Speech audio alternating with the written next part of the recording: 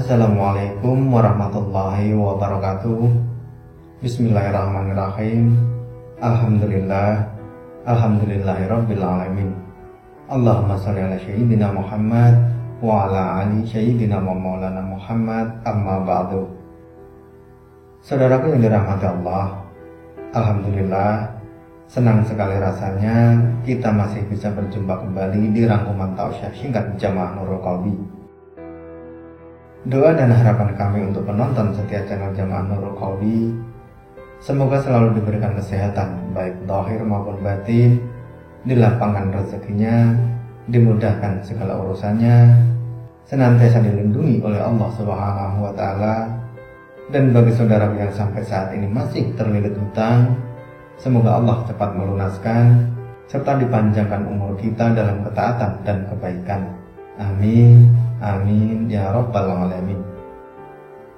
Penonton channel Jamaah Nurul Qalbi yang dirahmati Allah, seperti yang kita ketahui, apabila akad nikah sudah terjadi, maka disitulah saudaraku semuanya akan mendapatkan sepaket keluarga, yakni seorang istri sekaligus kedua orang tuanya dari si istri.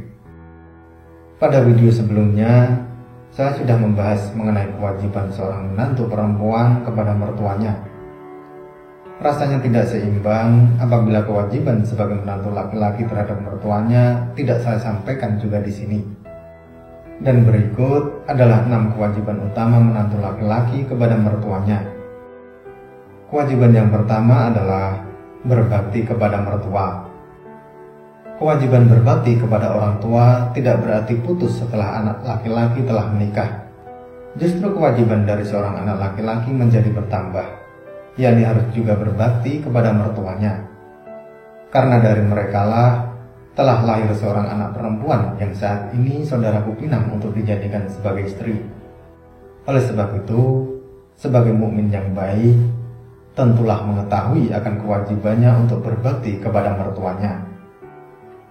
Lalu kewajiban yang kedua adalah menjaga silaturahmi. Ada kalanya silaturahmi antara menantu dan mertua menjadi renggang karena sibuk bekerja, terlebih lagi jika sudah tidak tinggal serumah. Namun meski demikian, sudah menjadi kewajiban bagi menantu laki-laki untuk tetap menjaga silaturahmi dengan mertuanya, misalnya dengan menanyakan kabar melalui telepon ataupun yang lainnya. Menjaga silaturahmi memang terlihat sepele, akan tetapi sangat bermakna besar bagi orang tua maupun mertua mereka, karena orang tua ataupun mertua akan merasa diperhatikan. Dan bagi saudaraku yang tinggal serumah dengan mertua, sebaiknya tetap menjalin silaturahmi, yakni dengan sering-sering menjalin komunikasi atau sekedar duduk santai menikmati segelas kopi di sore hari. Dengan begitu, hubungan antara menantu laki-laki dan mertua akan terasa lebih dekat dan tidak canggung. Lalu kewajiban menantu laki-laki yang ketiga adalah menghormatinya. Menghormati dan menghargai mertua adalah kewajiban seorang menantu. Sekalipun menantu laki-laki terkadang berseberangan perihal pendapat, akan tetapi hindari hal tersebut untuk dijadikan alasan untuk tidak hormat dan menghormati mertua. Apabila ada pendapat dari mertua yang tidak sesuai, alangkah lebih baiknya kita diam dibanding harus membantah dan menyulut pertikaian. Ini adalah cara yang paling aman yang bisa diambil oleh seorang menantu laki-laki. Insya Allah dengan begitu, keharmonisan antara mertua dengan menantu tetap terjaga. Lalu kewajiban yang keempat adalah perhatian. Memperhatikan keadaan mertua adalah salah satu kewajiban yang mesti dilakukan oleh seorang menantu laki-laki, layaknya memperhatikan orang tuanya sendiri.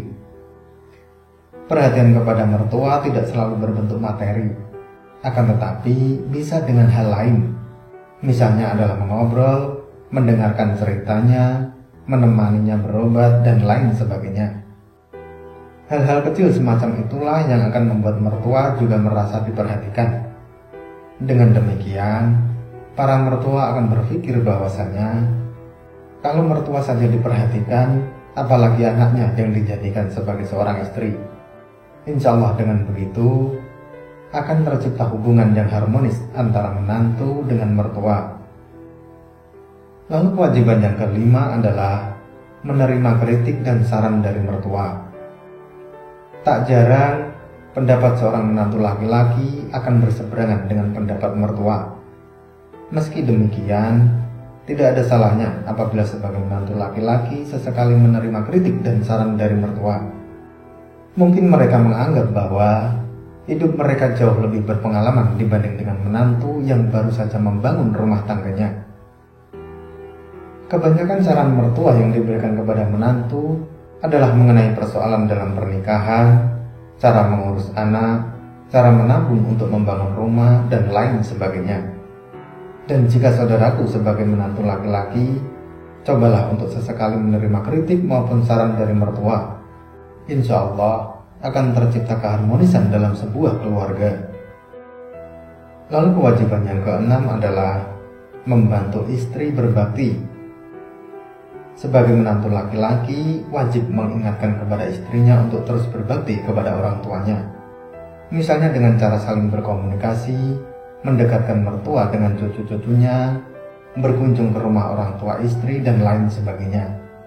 Apabila dalam keluarga tercipta saling mengingatkan untuk tetap berbakti kepada kedua orang tua, insya Allah, selain akan memunculkan keharmonisan antar keluarga, juga akan mendapatkan rahmat dari Allah Subhanahu wa Ta'ala untuk keluarga dari saudaraku semuanya. Karena kita semua tahu, siapapun yang memutus tali silaturahmi dengan orang lain, maka Allah akan mensegerakan balasannya bagi para pelakunya di dunia bersama dosa yang disimpan untuknya di akhirat kelak.